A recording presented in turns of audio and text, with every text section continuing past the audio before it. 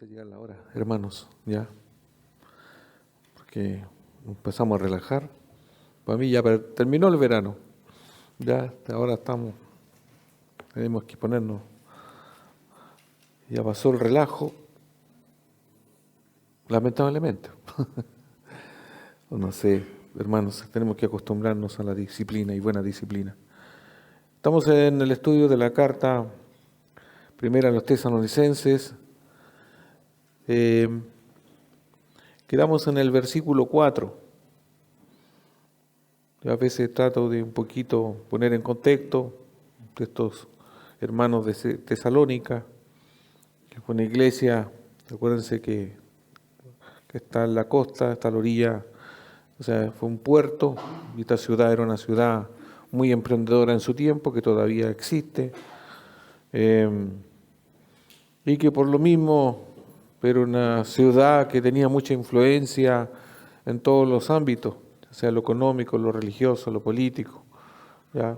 Y por lo mismo a estos, cuando Pablo llega a ese lugar y predica la palabra de Dios, ellos reaccionaron de manera positiva y se crea una iglesia que por obviamente razón de la ciudad que se llama Tesalónica, a ellos se le llama los tesalonicenses, en el año aproximadamente 52. Y vemos que después de un tiempo, el Pablo, que funda la iglesia, acuérdense que en el contexto de ellos Pablo cuando estuvo ahí tuvo que arrancar, porque los religiosos de ese entorno que se oponían al cristianismo, que eran los judaizantes, los judíos, ¿cierto?, los sacaron en chileno cantando de ahí, tuvieron que arrancar porque los trataron de matar.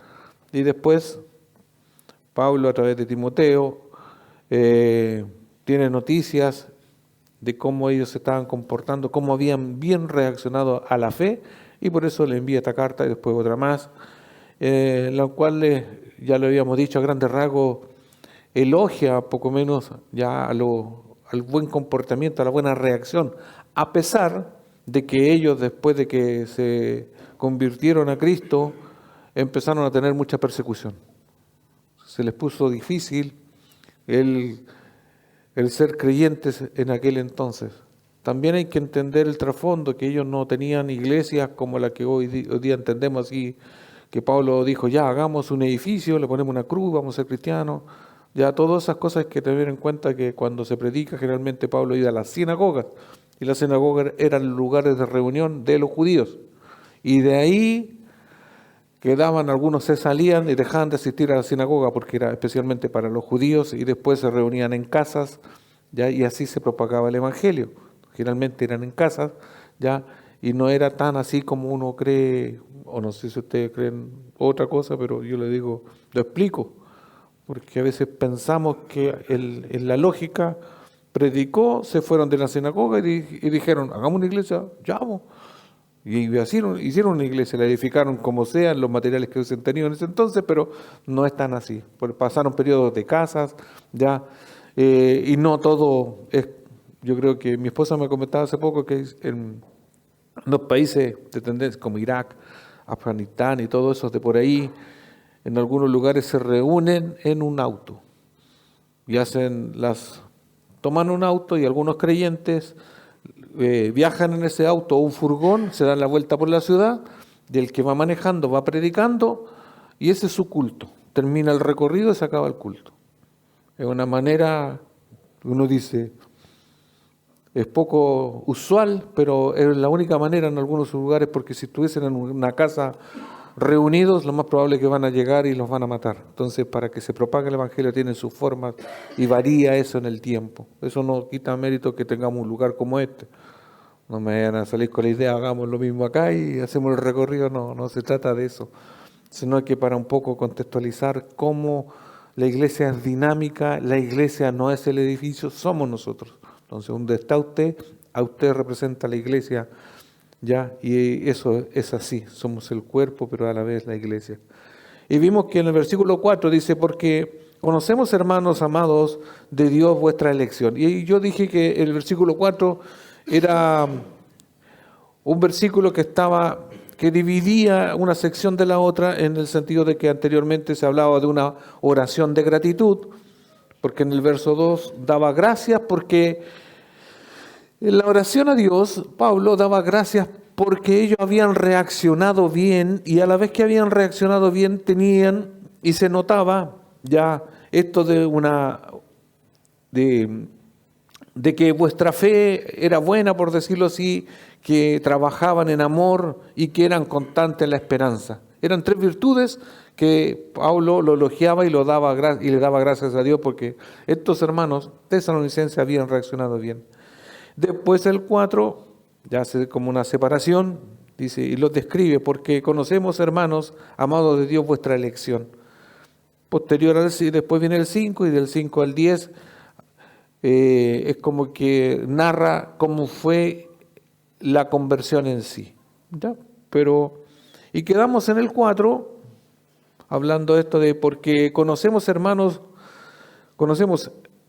amados de Dios, vuestra elección. Y nos quedamos sujetos en la última palabra de vuestra elección, dando a entender que no es que ellos eligieron, sino que porque la connotación en el texto original habla de que son elegidos por Dios. ¿Ya? Dios es el que elige. Y yo quedé como en la mitad. Y este tema de la elección, más otros que a veces están en la Biblia, generan controversias en los creyentes. A través de la historia, yo podría decir que nosotros distorsionamos muchas veces o malentendemos la Biblia o se nos mal enseña. Y algunos, por las razones humanas, netamente humanas, digo yo, porque no hay otra razón, porque se aferran a una verdad que no es verdaderamente la verdad. Y no estoy diciendo que todos los personajes que acuñaron una idea están netamente equivocados, pero en un afán de una buena enseñanza teológica a veces distorsionan la verdad. Por eso la mejor fuente de revelación es siempre la Biblia y los textos que están ahí. Entonces cuando hablamos de la elección, que ellos fueron elegidos por Dios, yo les trato de explicar lo siguiente. Como vamos a hablar la segunda parte con respecto a la doctrina de la elección, yo enmarco siempre puntos de vista para tener una base. Entiéndase que la elección, para comprenderla o tratar, y yo también tratar de explicarla, son dos líneas paralelas igual que la línea férrea. Usted ve, nosotros tenemos la línea férrea aquí al lado, y son dos líneas paralelas. ¿Qué quiere decir? Que nunca se van a juntar. Van a estar, ya, van a un mismo sentido, pero nunca se van a juntar. Las dos se necesitan para que obviamente se desplace un ferrocarril, pero en este caso son líneas paralelas. Y también yo les he explicado hace mucho tiempo, y yo le digo, miren, para entender un poco de manera general la Biblia, hay que entender que Dios ha estado siempre y estará siempre, antes que nosotros, antes que todo lo que existe, Dios siempre ha estado. Y como Dios siempre ha estado y va a estar, porque Él es eterno, es Él que se dirige a su creación, es Él que se dirige a nosotros. Es Dios que toma la iniciativa hacia el hombre. Y si usted lo ve históricamente en el Antiguo Testamento, si Dios no se le aparece a Moisés y le escribe los 10 mandamientos, todavía no habría ley aquí en la tierra. Es Dios que se revela. Es Dios que se manifiesta al ser humano. Si usted me dice, no, que parece que el hombre, no existe el hombre que el hombre busque a Dios, es Dios busca al hombre. Porque si Dios no se quiere parecer, ¿cómo haría? Obviamente uno dice, en el estudio de la Biblia o teología podríamos decir, Dios se reveló en la naturaleza, pero simplemente si Dios no se manifiesta, el hombre no sabría que Dios es el que quiere acercarse hacia nosotros y es Dios que toma esa iniciativa desde el principio. ¿Ya? Entonces, cuando Dios hace eso, tenemos que entender que Dios siempre que actúa hacia abajo, de la mirada del cielo, metafóricamente hablando del cielo hacia abajo, hacia donde estamos nosotros aquí en la tierra. Entonces, la mirada de Dios es la que, hermanos, entiéndase esto siempre, tiene que prevalecer. Lo que Dios dice es absoluto, porque Él es veraz, no miente. ¿Y qué pasa con nosotros? Nosotros reaccionamos y podemos reaccionar bien y mal. Y en cuanto a la reacción del ser humano o la responsabilidad del ser humano, donde nosotros podemos cometer errores. Donde nosotros emocionalmente, como seres pensantes, ya finitos, podemos tomar ciertas convicciones, ciertos razonamientos que muchas veces pueden ser erróneos. Y comprender y entender de acuerdo a nuestra emocionalidad.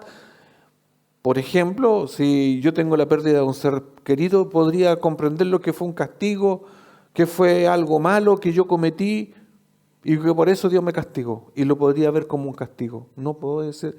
Pero Dios puede decir lo contrario, no es así. ¿Se entiende? El pensamiento de nosotros es distinto al de Dios. Nosotros pensamos de una manera, por eso cuando habla de la justicia que se leyó al principio, la justicia de nosotros como un trapo de inmundicia. La justicia de nosotros, o lo que pensamos, razonamos como juicio, no es lo mismo que Dios dice. Nuestros análisis siempre son inferiores a los de Dios. Y en eso tenemos que tener cautela. Y en esto mismo de la elección, nosotros también, o a través de la historia, se han sacado conjeturas. Unas extremas para un lado y extremas para el otro lado. La idea no es que tomemos un consenso, pero sí el lineamiento bíblico deja claro que Dios elige. ¿Por qué? Porque está en muchos textos, muchos. Hay una de las maneras o principios de la exégesis o el buen entendimiento del escudriñar las Escrituras es cuando, por ejemplo, hay solamente un mandato o una sugerencia de la Biblia, por decirlo así, ¿ya? Y no hay más versículos que acuñen esa idea, probablemente no sea ya un mandato que impere toda la Biblia o que sea para siempre para el hombre. Puede ser temporal. Pero cuando algo se repite, una acción a repetir o a hacer, un mandamiento, ¿cierto?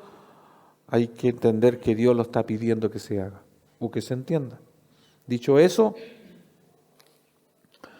cuando hablamos de la elección, yo les dije anteriormente, la elección, elegido, genera a veces controversias entre creyentes incluso, o los que no lo son. Y yo puse y les leí las dos partes, ya, las dos posturas. Hay una que habla de que en cuanto a la elección, no existe tal elección soberana y que el hombre con su fe decide solito. Esa es una posición que este razonamiento se conoce como el arminianismo por Jaime Armiño, teólogo holandés. Él postula esto. O sea, el hombre por su fe, y no me pregunten de dónde sacó su fe, ya, porque este es un razonamiento de este teólogo, dice, y postula que el hombre va por la vida, hombre en general, ¿cierto? Y en un momento él dice, él decide acercarse a Dios. No que Dios lo elige. Entonces niega la elección de Dios. Es una postura.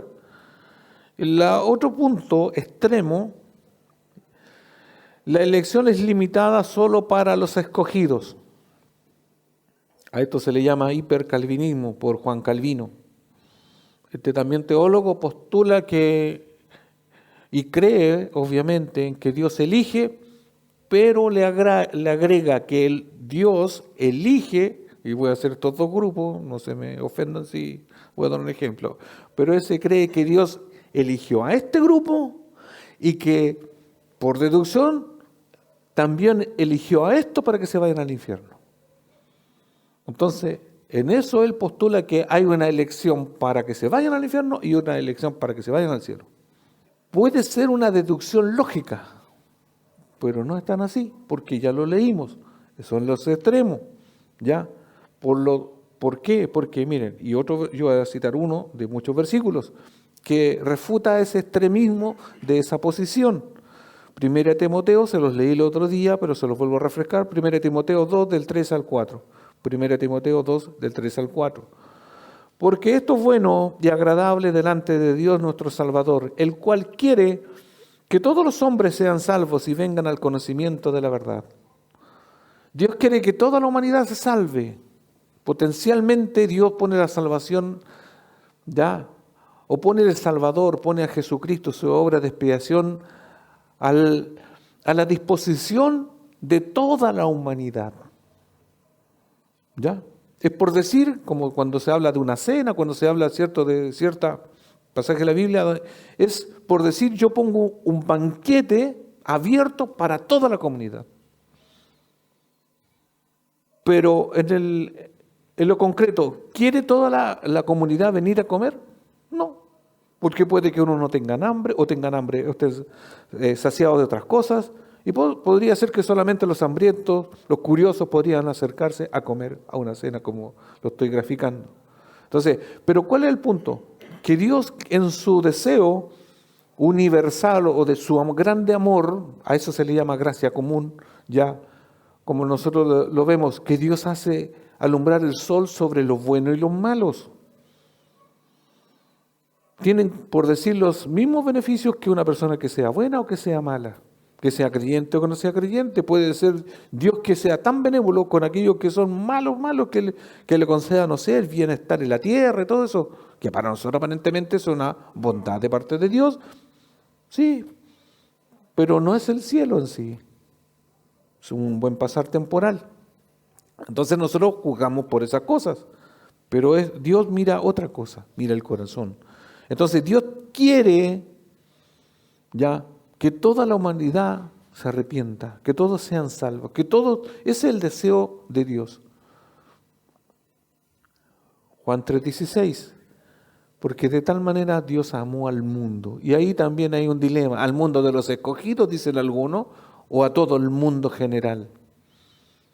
Hermanos, cuando uno niega que Dios quiere salvar a toda la humanidad, si decimos, no, pero Él va a salvar a ellos nomás, los de este lado, estaríamos suprimiendo un atributo de Dios que no sería capaz de hacer el otro, de salvar a la otra restante.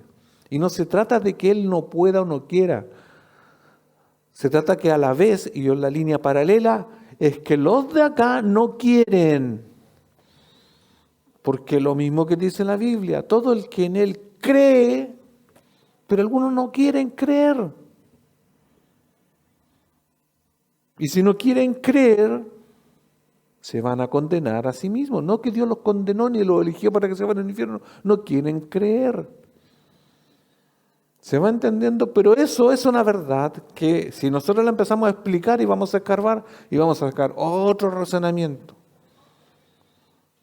Entonces, ¿por qué esta doctrina es difícil de entender y de explicar? Porque uno tiene que llegar hasta donde dice la Biblia. Y si la Biblia me dice que Dios quiere que todos procedan al arrepentimiento y que Dios no se complace con que muera el impío, eso es lo que dice Dios. Pero ahí nosotros juzgamos y decimos, pero Dios en otro dice, está airado con el pecador. Sí, porque tiene el derecho de enojarse. Pero Dios está airado, está enojado con el impío. Sí, pero a la vez Dios no quiere, porque su gran amor y su gran misericordia quiere que todos procedan al arrepentimiento. Y como nosotros no somos Dios, porque en eso podemos decir, y usted no sé si yo creo que todos lo hemos pensado, yo hubiese sido Dios, los hago a todos, bueno, y saco el pecado, quito al diablo y todo eso y una sociedad feliz. Mire qué simple. Y no hubiésemos ahorrado todo el resto, no hubiese hecho a toda la humanidad sin pecar. Así los hizo. Lea Génesis, no tenían pecado y los puso en el mejor lugar. Pero por un misterio de Dios, Adán y Eva pecaron. Yo se lo voy a explicar. Llegamos al cielo, lo preguntamos, pero esto la realidad, y sobre esa realidad estamos nosotros. Pablo mismo, ¿y por qué uno dice? Pablo mismo declara incapaz de desentrañar ese misterio de la elección, que no por ser misterio deja de ser una realidad.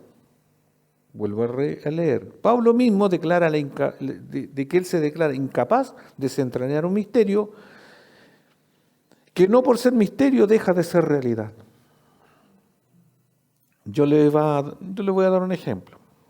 Simple, ¿no? Porque no me da para... Yo creo que todos tienen un teléfono o están familiarizados con un teléfono. Para algunos, Podemos pensar que este aparato funciona con que yo le coloque on, se enciende y que funcione porque yo le muevo el dedo. Y para mí, y que tiene una batería a grandes rasgos y así funciona el teléfono. ¿Sí o no? Más allá, ¿cómo lo vamos a explicar si no somos técnicos? ¿Cómo vamos a explicar que de ahí sale una señal que conecta un satélite y que pasa eso? ¿Y cómo eso si no lo vemos? No. ¿Funciona? Sí funciona. ¿Pero lo podemos explicar? No lo podemos explicar. Podríamos decir permisos para nosotros comunes y corrientes, si no somos técnicos en cuanto al uso del teléfono y todas esas cosas, o como a la ingeniería en sí, para nosotros vendría a ser un misterio. Porque no lo sabemos, algo escondido. Pero no porque sea eso, nosotros vamos a buscarle una explicación de otro tipo de la cual no. Nosotros como no sabemos, no le podemos dar la buena respuesta. Entonces uno dice, ¿cómo si hay cositas chicas, minerales, cosas que no entendemos? Y están ahí, funcionan y transmiten mi voz, la imagen y otras cosas más. Es un misterio. Entonces, hay cosas en la Biblia que también parecen ser un misterio, porque esas cosas quedan a la explicación y al raciocinio de Dios y no a nosotros, a la sabiduría de Dios, y nosotros limitadamente no lo podemos explicar. Y Romanos 11, 25, 36 habla un poco de este misterio, lo que Pablo se pregunta con respecto a la elección. Y en esta elección se pone como ejemplo al pueblo de Israel y los gentiles. El pueblo de Israel elegido por Dios y el pueblo de los gentiles elegidos también. Dos pueblos, por decirlo así, elegidos. Unos antes y los otros después. Y aquí se va dando una explicación que no tiene lógica para nosotros porque es la mente de Dios. Cuando en los títulos dice la misericordia de Dios es para todos. Entonces, la misericordia, ese amor que, por eso vuelvo a repetir, Dios quiere que toda la humanidad se salve, pero precisamente no toda la humanidad se va a salvar. Dios quiere y tiene elegidos, sí tiene elegidos. ¿Pero por qué? Hace poquito con Gerardo hablábamos y decíamos, para a veces tratar de ilustrar, pero aún así quedamos cortos en la comprensión. Uno dice, usted va a la feria, ve un cajón con tomate, naturalmente usted ¿qué hace? Escoge, ¿sí o no? Y usted escoge estos tomates. Podríamos decir los más grandes, depende para el uso, los más chicos, no sé, y toma los más verdes, depende si los quiere para que le duren hartos días, para comérselo al tiro más maduro, pero usted viene y escoge y se lleva 1 kilo de tomates. Imagínense ustedes, toma el kilo de tomate y los tomates que se quedaron, ¿qué estarían diciéndole? Si se hablaran, por un ejemplo. ¡Ay, qué injusto! ¿Por qué no me llevó? Yo quería hacer salsa de tomate, no quería hacer tomate a la chilena. No sé, estoy poniendo un ejemplo. ¿Qué diría usted? ¿Y qué te cree? ¿Qué se creen ustedes tomates que altercan conmigo si yo soy el que estoy comprándolo? Eso está en Romanos, cuando uno trata de tomar de injusto a Dios porque Él elige, porque Él está ante nosotros. Por eso pasa a ser un misterio. ¿Por qué? Porque yo digo, en algunos aspectos quedémonos porque sí. Y porque no, yo no se lo puedo explicar. Y es difícil, dice Pablo. Versión NTV, Romanos 11, 25 al 36. Mis hermanos amados, quiero que entiendan este misterio para que no se vuelvan orgullosos de ustedes mismos. Y aquí dice, quiero que entiendan este misterio y da un razonamiento en razón de que no se vuelvan orgullosos de sí mismos.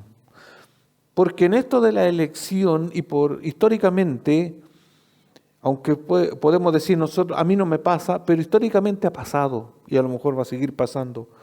Algunos que entienden que han sido elegidos por Dios, no por sus méritos, todos los demás, o que son salvos, o que saben y tienen claridad que van al cielo, ha entrado un orgullo de decir, de jactarse así, poco menos que yo me voy al cielo y ustedes, pobres pecadores, ustedes no. O estos de allá, no, Dios no los ama, pero a mí me ama. Y entra una especie de orgullo. Y Pablo quiere aclarar este pensamiento lo quiere aclarar. Para que no sean orgullosos. Para que nunca nos sintamos de nosotros superiores, porque no hay una superioridad en nosotros. ¿Ya? Es como cuando le hice el ejemplo de los tomates. Los tomates esos que fueron en legión, no porque no pueden decir los tomates, nosotros éramos más rojos, más verdes, más... No, eran tomates todos, no, punto.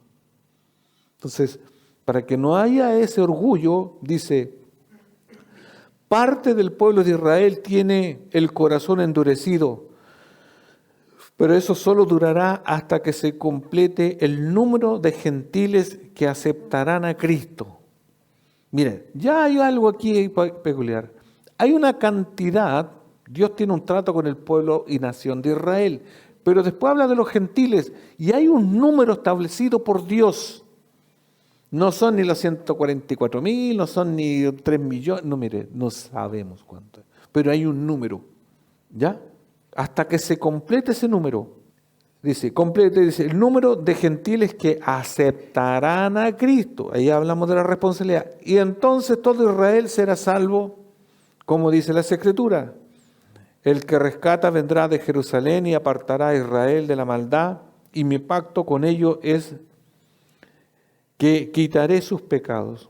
Entonces hay un tiempo que nosotros, donde estamos ahora como iglesia, somos gentiles y Dios tiene un trato con nosotros. Mientras tanto, Israel está stand-by. Pero al final de los tiempos, ya, después de que nosotros seamos arrebatados, lo que vamos a aprender también y enseñar en Tesalonicenses, Dios tiene un trato después con Israel y dentro de los de Israel que en ese entonces crean, porque no va a ser una salvación automática, crean serán salvos. Muchos del pueblo de Israel ahora son enemigos de la buena noticia o del evangelio. Y eso los beneficia a ustedes, los gentiles. O sea, como Israel está rechazando a Dios, nosotros los gentiles estamos aceptando, por decir, a Dios de manera general. Eso es la idea.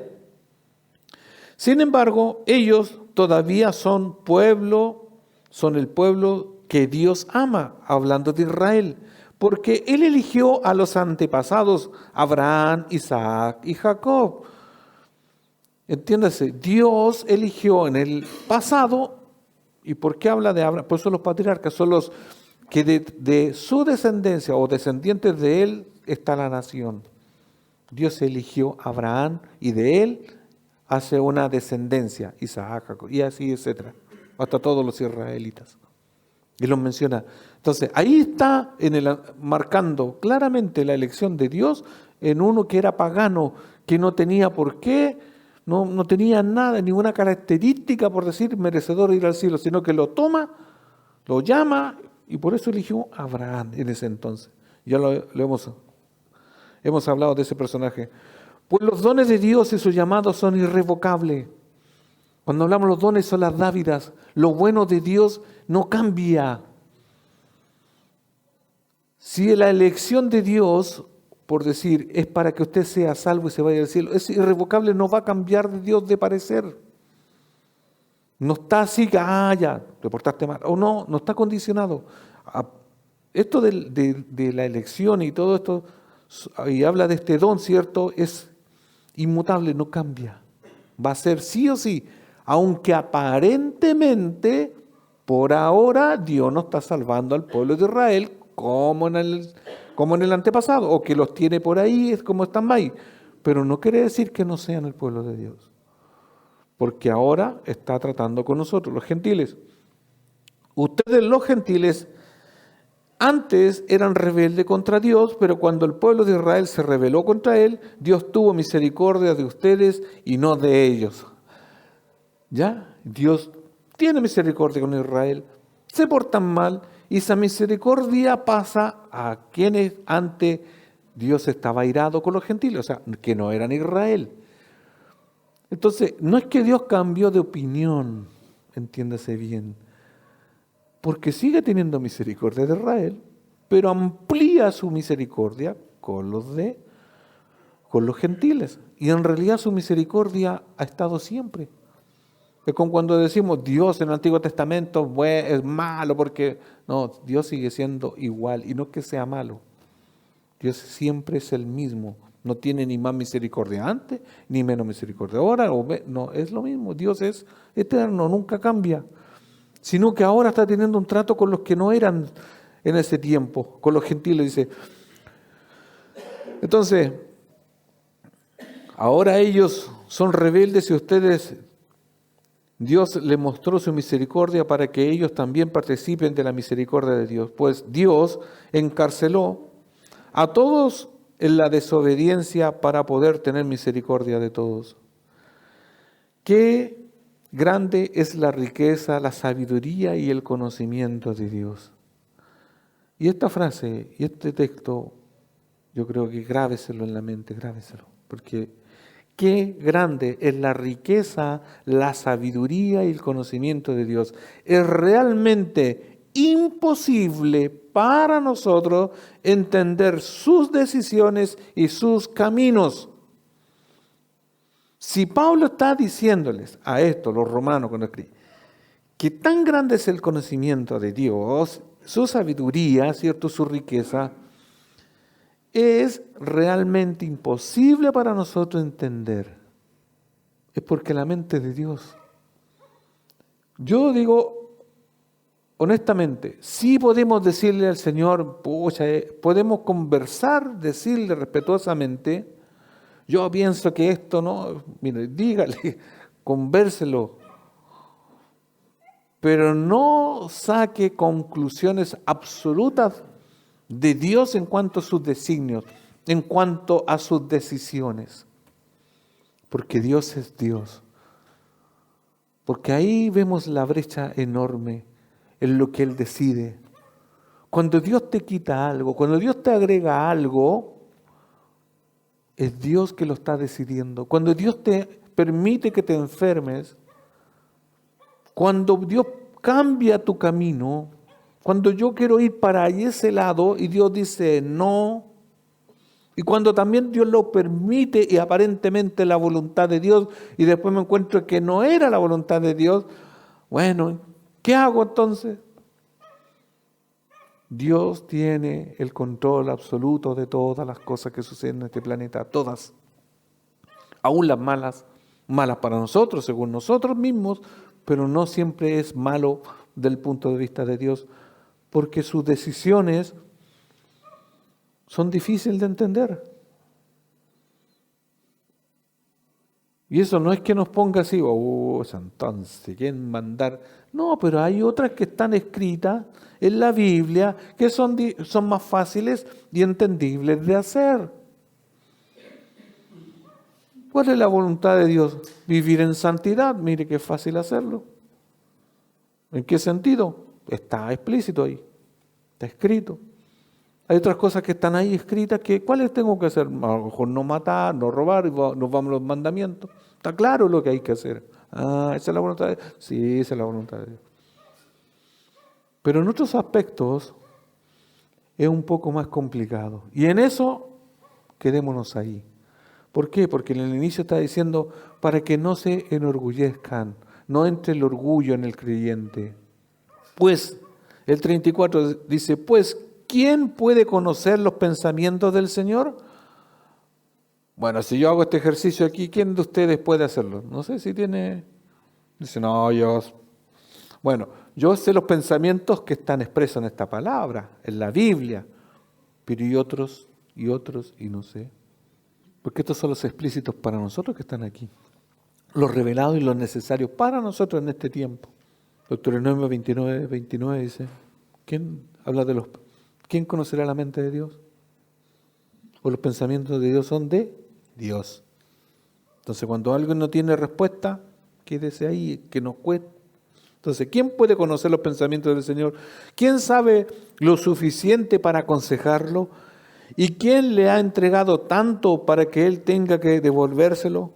Pues todas las cosas provienen de él y existen por su poder y son para su gloria. A él sea la gloria por los siglos, o sea, por siempre. Amén. Este texto nos pone como en la posición ahí, donde, por decir, donde usted está sentado, quédese ahí nomás. No, es que ahí se queda. Yo digo, el contraste está en la emocionalidad del ser humano, en el razonamiento que nosotros tenemos. Porque queremos a veces saberlo todo, preguntarlo todo y que nos den todas las respuestas. Pero a veces Dios se reserva eso y se lo va a reservar. Porque muchas veces estamos expectantes, Dios háblame hoy, hoy. Yo te he hablado, mira, hace 3 años atrás te hablé. Y aún lo que te hablé hace 3 años, 5 años atrás, todavía no lo haces. Echa a andar su memoria. Yo creo que Dios hace 10 años atrás le está hablando y hace 10 años que usted no obedece. Y ahora quiere que ahora le hable. ¿Para qué quiere acumular más de lo que Dios le ha hablado para no hacerlo? No tiene sentido. Aunque Dios siempre tiene misericordia y nos da otra oportunidad y vuelve a hablar, pero entiéndase, nosotros razonamos muchas veces de manera distinta. Entonces, volviendo a esto de la elección, no hay duda que que la doctrina de la elección es difícil de entender y también difícil de explicar. De ahí que haya generado conflicto entre creyentes y posiciones radicalizadas que han traído serios disgustos e incluso divisiones entre grupos de hermanos. Hermanos, a veces, y esto hay que tener mucho amor, a veces esto de que el que dice que Dios no puede elegir, se junta con uno que dice que Dios sí puede elegir y se enojan. No debiese existir el enojo. ¿Por qué? Porque primero la elección es de Él.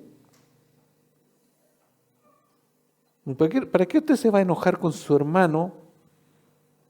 Porque usted está desobedeciendo a la Biblia. Si usted, hermano, si él está en la brecha que dice, no, yo elegí, y el otro dice, no, si yo elegí.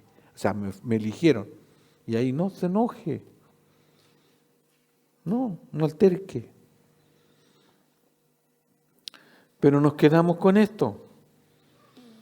No pocos textos hablan esta verdad, no pocos, son muchos los que hablan de la elección. Mateo 24, 22, el 24 y el 31. Mateo 24, 22. Y aquí yo voy a citar algunos, y acuérdense que yo les dije, no mayormente están aquí los del Antiguo Testamento, aquí están del Nuevo Testamento. Mateo 24, 22. Entonces, por eso Dios está siempre que habla en algunos textos del Nuevo Testamento, habla a algunos, a sus hijos, a sus discípulos, y siempre está la misma palabrita y no se la puede sacar de ahí usted. Es que no, es que fue hecho para ese tiempo, es que fue para acá, es que le mire, pero dice esto en algunos que vamos a leer. Y si aquellos días no fuesen acortados, nadie sería salvo, mas por causa de los escogidos. Ahí está la piedra del zapato para algunos, o simplemente nada para otros. Aquellos días serán acortados. Porque se levantarán falsos cristos y falsos profetas, y harán grandes señales y prodigios, de tal manera que engañarán, si fuere posible, aún a los escogidos. De nuevo, escogidos. Y enviará a sus ángeles con gran voz de trompeta y juntarán a sus escogidos. Se entiende que si hay escogido, hay alguien que elige. ¿Ya? De los 4 vientos, desde el extremo del cielo al otro. No debemos hacer un lado esta doctrina pensando que su dificultad no se excusa reconocerlo. O sea, sí difícil, pero no podemos negar que está ahí, que está implícita o explícita muchas veces el texto. Lo que deberíamos hacer es estudiarla si a usted le llama la atención. Si no le llama la atención, no lo estudie, pero ahí está. La elección divina se enseña en las Escrituras, es parte del cuerpo doctrinal inspirado por el Espíritu Santo. Lucas 18, 7. Lucas 18:7. ¿Y acaso Dios no hará justicia a sus escogidos que claman a Él día y noche? ¿Se tardará en responderles? Ahí están los escogidos. En otro lado le puede usar mis hijos. ¿Ya? O sea, el término que Dios quiera usar, porque acuérdense que Dios que está hablando a sus hijos, los puede tratar como hijos, como herederos, como depende la carta, depende el libro, depende el evangelio. Dios se está refiriendo a su pueblo. Hermanos, hay toda una cantidad de sinónimos. Dios en la Biblia puede llamar ya a lo que son suyos como esto mismo, como elegidos, como salvos, ¿cierto?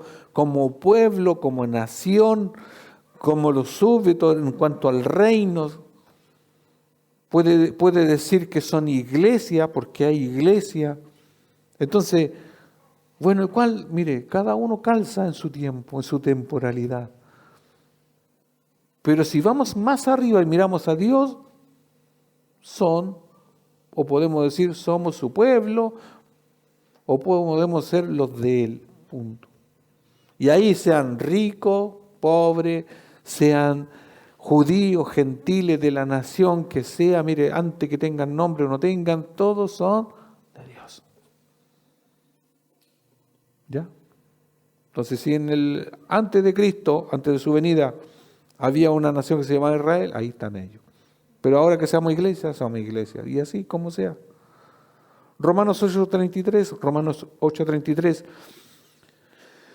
¿Quién acusará a los escogidos de Dios? Dios es el que justifica. Aquí hablando de la justificación. Colosenses 3:12. Dado que Dios los eligió para que sean su pueblo santo y amado por Él, aquí de nuevo está. Por eso le digo yo, ¿cómo uno va a discutir siendo que qué hago con eso? ¿A quién se refiere? De que sí hay, sí. Y esto, hermanos, alguien me dijo por ahí, Gerardo fue, echan la culpa a él. Trate de dejarlo bien claro, me dijo. Voy a tratar, pero no sé si me lo van a entender. Dios es el que elige y somos sus elegidos. Pero eso no nos da el relajo y no nos da el derecho de decir y concluir, ni tampoco asegurar quiénes son y quiénes no son, porque ese es designio de Dios. Yo no sé quién son los elegidos y quién Dios va a elegir, eso no lo sé. ¿Ya? Puede ser que en la iglesia parezcamos todos elegidos, pero puede ser que no lo sean, o no lo seamos, no sé. ¿Se entiende? Yo no lo sé, Dios lo sabe. Eso no es mi juicio, no me albedrío de decir, yo creo que ese, no. Al yo tener claro que yo no sé, y usted tampoco debe saber, me deja la responsabilidad de llevarle el evangelio a todos. Porque Dios quiere que todos, hablando los de afuera de aquí, de este lugar, todos los de afuera se merecen llevar el evangelio, o que se le hable del evangelio. Todos. Es un mandato a la iglesia. Por tanto, ir y hacer discípulos. Como yo no sé quiénes son los elegidos, le tengo que hablar a todos. Si saco conclusiones porque hay uno que es tan malo, pero tan malo, un compañero de trabajo que es como el natre, malo, tiene como 200 amantes, borracho, drogo, todo junto. ¿Cómo yo creo que ese no tiene que ser elegido? Porque es malo. Y si lo es, ¿no le va a predicar a usted? Pues no lo sé. Por eso no me puedo quedar con una idea de que yo digo, no, ese parece que sí. No, porque ese es más cara de... Cuando yo le hablo, llora cuando le hablo del evangelio y que así. Yo creo que ese era o es. Y lloraba, no en serio, si yo le hablaba del amor de Cristo, lloraba. y me dijo que iba a venir a la iglesia. Entonces, como tiene una buena recepción a cuando yo le hablo de Cristo, ese tiene que ser. Y puede ser que nunca sea. Como queda eso de que no sabemos, le tengo que predicar a todos, a todos. Esa es mi responsabilidad, esa es su responsabilidad. No andar viendo quiénes son y quiénes no son, no. El tema de la elección es una decisión soberana y es de Dios. La hace conocer, sí, en el buen sentido, me da un relajo o me da un sentido de amar más a Dios porque yo, entendiendo bien la elección, yo no me merecía haber sido elegido. Yo era la manzana más podrida, el tomate, como quiera. Yo era lo más malo y me elige. Pero como entendemos, no en este tiempo, antes que yo ejecutara mi maldad, ante la fundación del mundo. Entonces Dios, como leía recién en Colosenses, dado que Dios los eligió para que sean su pueblo santo y amado por Él, ustedes tienen que vestirse de tierna compasión, bondad, humildad, gentileza y paciencia. Entonces la responsabilidad como elegido, ya, es que yo me vista de bondad, de gentileza, o sea, de que yo practique lo que Dios quiere que yo haga, porque Dios me eligió con un propósito, no hace una elección porque sí. 2 Timoteo 2:10 dice, por tanto, todo lo soporto por amor de los escogidos, para que ellos también obtengan la salvación que es en Cristo Jesús con gloria eterna. Entonces, cuando hablamos de los escogidos es una pluralidad. Pero ¿cuáles son en sí? No lo sé. O sea, dentro de todo tienen que haber. Pero yo no puedo dejar o cansarme de llevar el Evangelio. No, jamás. ¿Ya? Entonces, eso es la responsabilidad. Los cristianos de Tesalónica y todo el mundo y de todos los tiempos son elegidos, escogidos por Dios únicamente por su propósito amoroso y soberano, sin ningún mérito o sabiduría humana. Todo hablando en general, todos los creyentes de Tesalónica, todos los creyentes de la humanidad, en un sentido dado por Dios fue, o un designio por Dios, de Dios, fueron escogidos. En el pasado eterno, Dios escogió soberanamente para salvación a los creyentes. Con el tiempo los llevó a Él por la obra del Espíritu Santo. Entonces, soberanamente Dios escoge ante la fundación del mundo, pero después ejecuta esa salvación y del escoger cuando el Espíritu Santo aparece en la vida de alguien. Y ahí entendemos que es por medio del Evangelio, por medio de la palabra que nosotros, y así los que van predicando, uno primero, otro después. Por decirlo así, ¿quién fue el primero que empezó a predicar ya la palabra de Dios? Me dice, chuta, Abraham, será este. ¿Cuál fue el evangelio? Primero tenía que haber venido, ¿quién? El Salvador, nace. ¿El antecede quién? La misma Biblia dice, Juan el Bautista le precede. Viene uno detrás de mí, que ese yo no soy digno. Y ese es la encarnación, el cumplimiento de todo, ¿cierto? Y la manera, Él viene a quitar el pecado del mundo, quita el pecado. Quita el pecado del mundo en singular. Lo que separa a Dios del ser humano es el pecado. Y Cristo vino a quitar el pecado del mundo. ¿Ya? Tiene el poder. Y la paga del pecado es la muerte.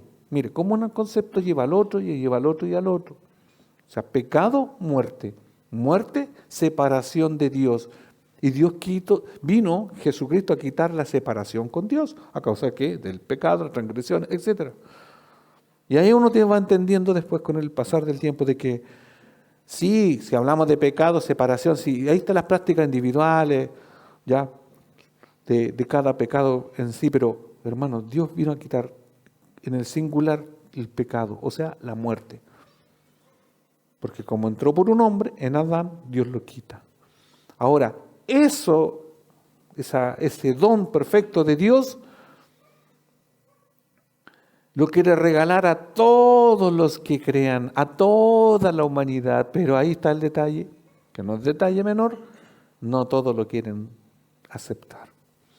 Algunos se quieren morir en sus delitos y pecados, y porque les gusta pecar.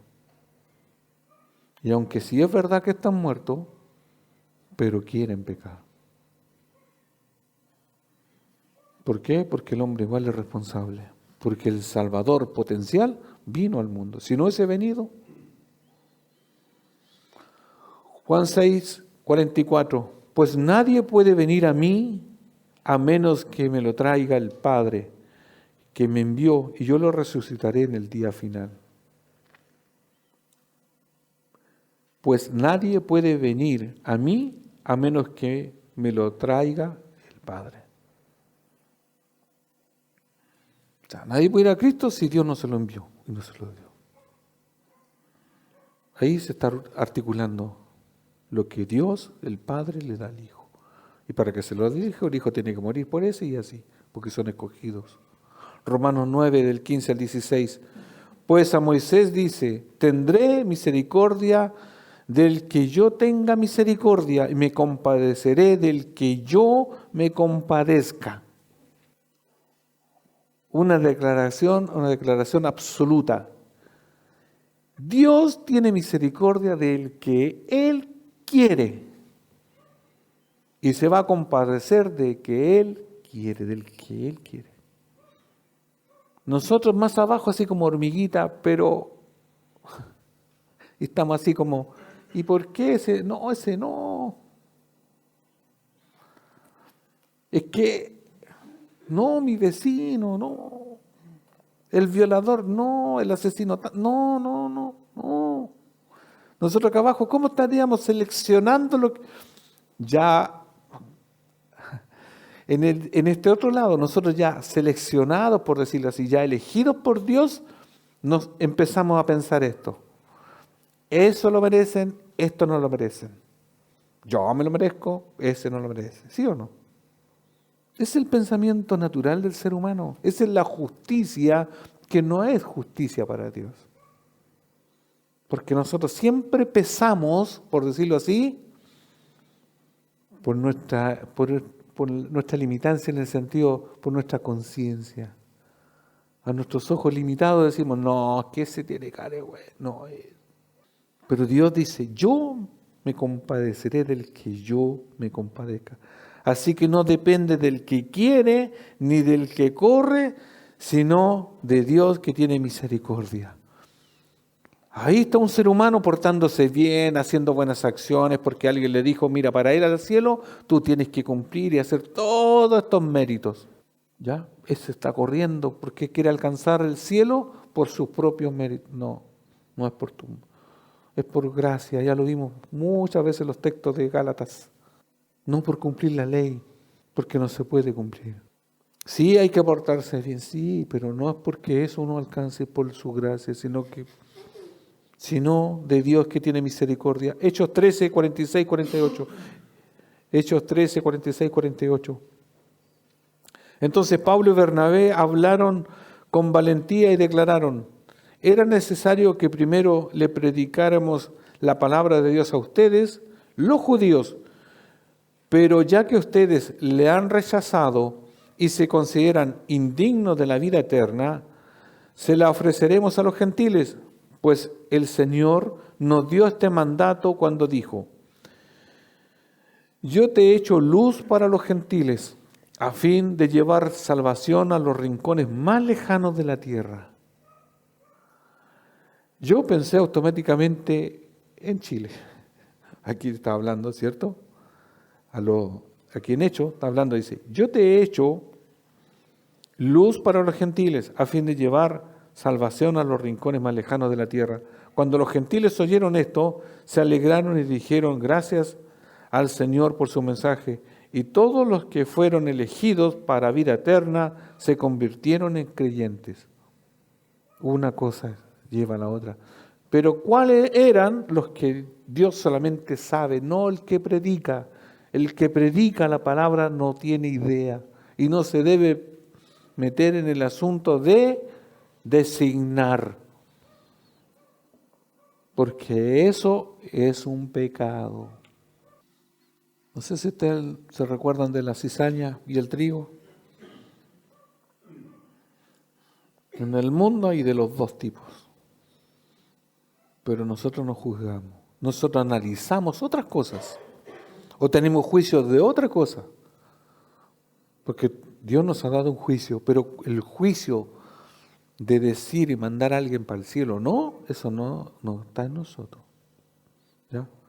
Usted juzgue entre que esto está bien vestido, alguien está mal vestido, que esto es dulce. Mire, juzguen otras cosas, pero en lo que tenga que ver con la vida eterna es delicado, porque no sabemos eso nosotros. Y hay una combinación entre la elección, ya, y lo alterca, o sea, lo alterna en Apocalipsis 13:8. ¿Se acuerdan ustedes cuando hablamos de los que están escritos en el libro de la vida? O sea, esos están elegidos, más encima están en un libro. Apocalipsis 13:8 dice: y adoraron a la bestia todos los que pertenecen a este mundo, aquellos cuyos nombres no estaban escritos en el libro de la vida que pertenece al Cordero, que fue sacrificado antes de la creación del mundo. Y Apocalipsis 17:8 dice: la bestia que has visto era y no es, y está para subir del abismo e ir a perdición, y a los moradores de la tierra, aquellos cuyos nombres no están escritos. De nuevo sale esto. O sea, en una elección Dios escribe un nombre y están los escogidos ahí en ese libro de la vida.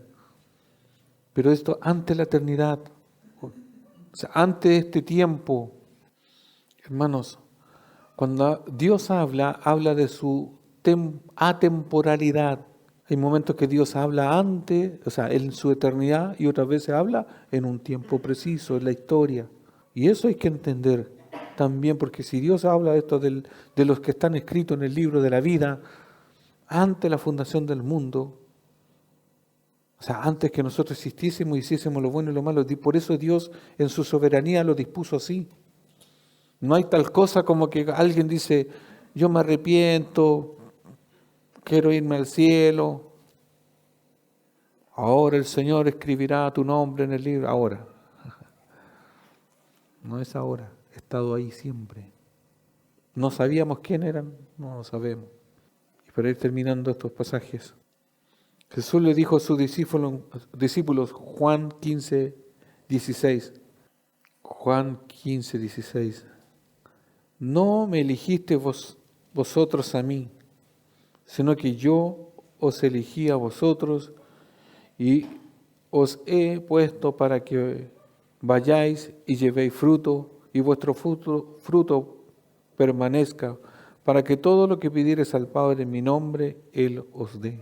Ahí le raya la cancha a los discípulos. Yo a ustedes los elegí, no ustedes a mí. Dele con esto de la elección, pero es que Dios es el que le dice a los discípulos. Usted entiende que cuando en la narración la narrativa histórica de los evangelios, Jesús dice, iba por una aldea y le dice, sígueme, ya, voy a seguir, y ahí va. Ahí está uno en una barca, había uno debajo de una higuera, ¿se acuerdan más o menos por ahí algunos? Después fue a una casa, ahí estaban como en una fiesta, por decirlo así, y de ahí aparecen los seguidores. Elige a uno que era cobrador de impuestos. Mira los que elige, ¿sí o no? Siempre decimos nosotros, mira los que eligió. Entonces, ¿quién elige? Dios. Es el que le selecciona, el que dice. No fueron a donde Él fue y lo eligió. El Padre, el Hijo y el Espíritu Santo, el Padre, el Hijo y el Espíritu Santo, no eligieron solamente a los discípulos, también eligieron a todos los que han creído en toda la historia. A ver, aquí es donde aparecen las contradicciones, pero no son contradicciones.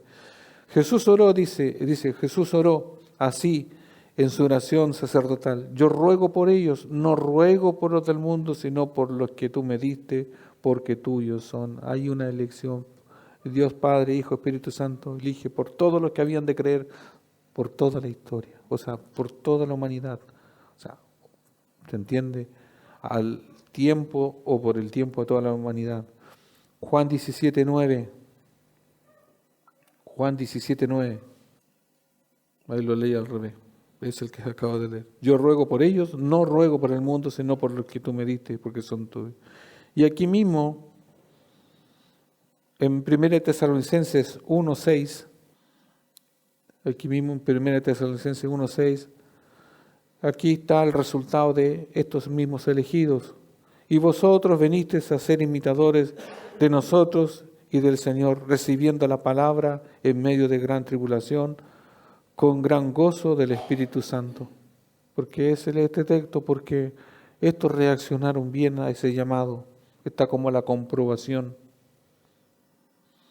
La voluntad del hombre participa en respuesta a la incitación divina. La voluntad del hombre, o por decir, la voluntad del que es verdaderamente elegido por Dios, ¿ya?, participa en una respuesta positiva al llamamiento de Dios. Pero hay otros que no quieren hacerlo. Así, el evangelismo verdadero es un llamado al arrepentimiento y a creer. Por lo mismo, no debemos de, o no podemos dejar de anunciar el evangelio, porque tantas veces que podemos anunciar el evangelio, puede que ese elegido reaccione, pero puede que no reaccione porque pero no sabemos. Acuérdense, la elección o la comprensión de quiénes son le queda al pueblo, al que ya es elegido. Dios ahí le da esa revelación o iluminación, por decirlo, la iluminación al que ya está en el otro lado. Pero no nos queda a nosotros el juzgar y decir eso sí, eso no. El último, para terminar, Hechos 20:21 dice: he tenido un solo mensaje para los judíos y los griegos por igual. La necesidad de arrepentirse del pecado, de volver a Dios y de tener fe en nuestro Señor Jesucristo. He tenido un solo mensaje para los judíos y los griegos por igual, la necesidad. Aquí hablando en su contexto inmediato, ¿cierto? Dos naciones, judíos y griegos. En realidad el mensaje es el mismo para todos. Si tenemos la oportunidad de salir de aquí, de este lugar, el mismo mensaje sería la necesidad de que todos se arrepientan de su pecado. Si hay alguien que todavía no ha conocido a Cristo aquí en este lugar ahora, tiene que arrepentirse de su pecado, de volverse a Dios y tener fe en nuestro Señor Jesucristo, que es el que da la vida eterna y que perdona pecados. Ese es el mensaje del Evangelio. Y eso es lo que, hermanos, no debemos de callar, no podemos dejar de predicar. Los temas esos, como hablamos, doctrinales de la elección soberana, que esto, lo otro, estúdielo, sí, pero nosotros no somos los que sabemos quiénes son elegidos. Por lo mismo, no nos podemos jactar de haber sido elegidos por Dios. Dice, yo entiendo porque sé, porque obviamente me conviene en el sentido, yo entiendo que yo fui elegido. O a lo mejor usted puede hasta pensar que usted tomó la decisión y usted eligió a Dios, habiendo dioses con minúscula, y usted dice, no, yo elegí este Dios. Yo lo voy a escuchar, pero prefiero la otra postura y prefiero lo que dice todos los textos y las innumerables que no se han leído. Prefiero haber sido elegido por Dios. Prefiero que Él me sostenga, prefiero ser el más disminuido de todos sus escogidos, de todos sus hijos, porque quiero que Él me preserve, que Él me cuide, que la salvación le pertenece a Él y por su gracia, por su amor, me siga sosteniendo, porque si yo hubiese elegido, lo más probable, si fuese una decisión mía, me hubiese aburrido de esta religión. Porque así pasa muchas veces. Yo creo que algunos se sienten que ellos eligieron, y como elegir cualquier cosa en la vida, esa cosa le aburre. No sé si les ha pasado a usted. Usted a veces elige algo y al poco tiempo después dice, no, pucha, debe haber elegido otra cosa. Porque nuestra sabiduría es así, vemos a corto plazo. A veces decimos y tomamos decisiones, yo creo que yo voy a estudiar tal cosa. Lo estudia, no era tan bueno. Después o esto, lo otro. Y así es la vida. Nuestras elecciones son no siempre buenas. O no todo lo que elegimos nos conviene. Por eso prefiero que en un tema tan importante como el dónde va a reposar mi alma por la eternidad, prefiero que creer firmemente que Él me eligió, que no había ningún mérito en mí y que Él intercede por mí, porque dice ahí los textos, que Él intercede, justifica a sus elegidos. Me pone en una abismal inferioridad ante el todo creador, ante el todopoderoso, porque Él me preserva, Él me cuida y Él me alienta y Él hace todo por mí. Yo simplemente creí. ¿Por qué? Porque se me anunció el Evangelio. Y eso tengo que replicarlo ahora, yo anunciar el Evangelio, porque tienen que haber muchos por ahí elegidos por Dios. Tienen que haber muchos. ¿Quiénes? No lo sabemos. En mi familia, en su familia, en sus colegas de trabajo, en todo donde usted esté. Nuestros hijos que pueden estar viniendo aquí también pueden ser elegidos. No deje de anunciar el Evangelio, porque tarde o temprano van a saltar a vida eterna por la predicación, por este mensaje. Arrepentidos ya de su pecado, vuélvanse a Dios y tengan fe en nuestro Señor Jesucristo.